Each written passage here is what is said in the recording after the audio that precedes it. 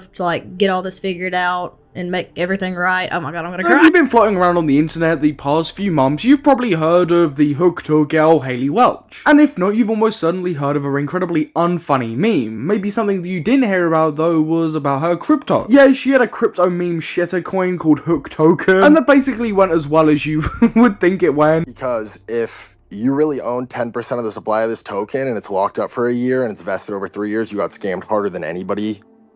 My Hawk meme coin is live! Like, this ended up becoming a whole situation. She minimally responded before posting this onto X. I take this situation extremely seriously and want to address my fans, the investors who have been affected, and the broader community. I'm fully cooperating with and committing to assisting the legal team representing the individuals impacted, as well as to help uncover the truth, hold the responsible parties accountable, and resolve the matter. If you've experienced losses related to this, please contact Berwick Law using the link below. And then there was nothing. Complete video silence. Hailey disappeared for a while, and so did Tuah absolutely tragically. I couldn't sleep at night, it was disastrous. Until the past few days, when unexpectedly Hailey dropped a response on Tuah with FaZe Banks. It was an almost 40-minute episode going over the Hook meme token stuff and, you know, finally addressing some much needed things. However, if the response was all good, there was nothing wrong with it, you know, it was a plain and simple response, I honestly probably wouldn't be covering it. I didn't cover the initial crypto Hailey Welch Hook token meme situation in the first place because, you know, there's about 80 bloody crypto situations a week. It's hard to keep up with them enough to make actual content on them. But this 40-minute response was certainly not plain and simple, so let's dive straight into it. I say straight into it, it's been nearly 2 minutes. I want to start by saying thank you to all my true fans and all the people that actually watch my stuff and they keep up with me. We're trying to sort out all the pieces and stuff to like get all this figured out. Okay, that's a good start, but she did tell a lie already because I don't think Hailey Welch truly has any real fans. No offense, love. Step 1 is trying to fix an issue that shouldn't be an issue in the first place. Something that shouldn't have happened in the first place and trying to fix it. Okay, well done. Let's see where this goes. And make everything right. Oh my god, I'm gonna cry.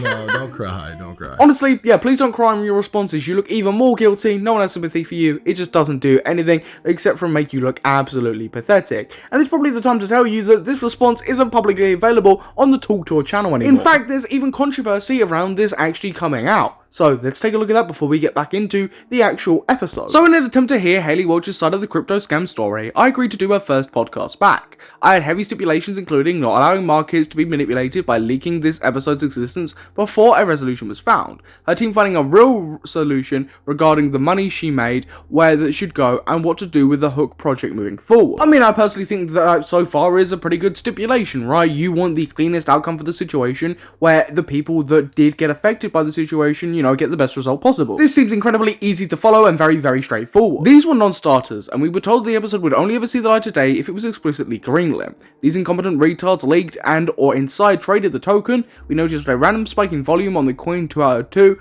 along with random messages asking us if we did the podcast. Very clearly her team was not as solid as they claimed to be. They completely blew it, and we called the episode off right then and there. So it seems that maybe it wasn't that straightforward. I honestly don't know how you messed this up this badly. This is incredible. Now today, the episode randomly gets leaked, the price of Hook is pumping, and they completely fucking fumbled the bag yet again. What an effing mess. Poor girl. It's a wonder how she found herself in this position in the first place. Now, at Hailey Welch, I'm going to speak to you direct and say the exact same thing I said to you on the spaces at night. Fire everybody, your team's fucking retarded. I mean, yeah, her team's not only incompetent, but of course she's a new content creator, she's new to all of this, she has no idea what she's doing, she's just following the lead of her team, she's still an absolute idiot, but my god, her team are absolutely disastrous, and this was only backed up in the actual podcast episode itself. Well, I mean, you were nice when you were on the live, so I was like, well, there's nothing wrong with him. I was like, he's a nice guy, and he's just asking if I actually run my account, which the answer is no. I wish you picked up the phone and called me immediately. Yeah, that's funny, that's funny. But I've never had Twitter. You guys know downloaded. too, I'm sending her fucking paragraphs, bank shit. I'm like, yo, I'm trying to articulate in my little bullet points. I'm sending her pages. It's like a manic essay. Yeah. What the fuck is this? I'm honestly surprised she's stuck with her team. They should not have been trusted whatsoever, because now you're put in this awkward position where you kind of have to do a response to your response, which is never a good look. Full disclosure, nobody from our team has ever / will ever own Hook tokens. Highly advise anyone following the story to stay far away from this, as a majority of the supply is owned by unknown developers. So now that added context by FaZe Banks is out of the way, let's dive back into the episode with that full knowledge. And as well, I want to thank this Twitter user for uploading the full 40-minute podcast, as of course it has been removed, and this user has even put timestamps, so I appreciate that. Basically, how this idea got brought to me, it was supposed to be like what do they call it, a long-term coin.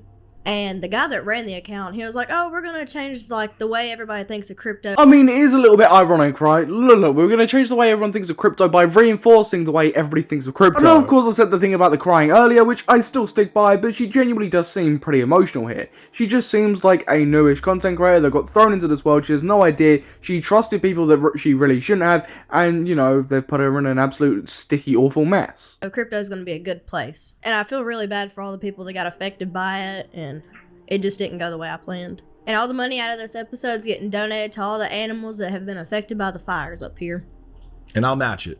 That's a clip that has been penalised and been going around quite a bit because a lot of people have been questioning why Hailey or Tuah or whatever wouldn't donate the money to people affected by this whole situation. And unfortunately, it's kind of one of the only clips from this podcast that's been going viral, been going around, making the rounds, because, you know, not everyone had access to this 40-minute podcast, and really the general audience isn't going to go out of their way to look on Twitter for the full 40 minutes, let alone just watching the full 40 minutes using the timestamps. Like, to have that be like a question mark, and like, guys in Asia, it's like they're the ones who control now the destiny of this token. It's like, who are these guys? They at any moment upon launch, you know, this thing could rip to fucking $100 million, and then they could all just fucking suck all the liquidity out and send it to zero, and then you're again the face of it, you're the name of it, and then you're left in this situation that you've been in. So when there's a pre-sale, nobody in the United States can buy that. Right? One thing you'll notice by even just taking a quick glance at this podcast episode, let alone watching it, is that Hailey just seems incredibly clueless throughout it all. She does accept fault. It definitely looks like she wants to try and make a change, but, you know, she just comes across as incredibly reckless and irresponsible in this whole situation. And what's been made very clear by this response and this situation as a whole is the people around her are incredibly dodgy and really shouldn't be around her in the first place.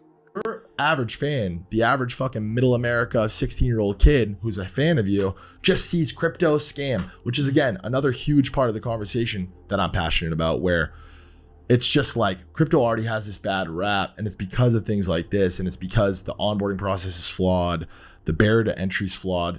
You probably don't even understand half of what's being talked about. I mean, FaZe Banks isn't wrong when he's talking about the audience reaction and what they see and what they think when they see crypto and scam. People see that and move on now. It's such common practice, and, you know, it's giving crypto an incredibly bad reputation because of all these greedy clout-chasing content creators and their teams around them. And at least for Hailey, the way this response went down, the way this whole situation has been handled and has been going down, has really not helped her or crypto for that matter at all. If you are interested in this situation and basically knowing all of the details from this podcast, I would highly recommend that you go and watch that. There's a lot of stuff to do with this situation that isn't necessary to the thing that we're currently talking about, but I highly recommend going to watch the episode. But I'm honestly very curious where this goes from here. Now that FaZe Banks has come out about how this response was handled and Hailey Welch's team, I'm very curious. Will Hailey have to do a response to her own bloody response? We've got to say. But everybody watching, what's your thoughts on this all? Please feel free to comment down below, and whilst you're down there, you might as well smash the subscribe button, hit that notification bell so you're notified when I upload a video covering any type of situation or drama.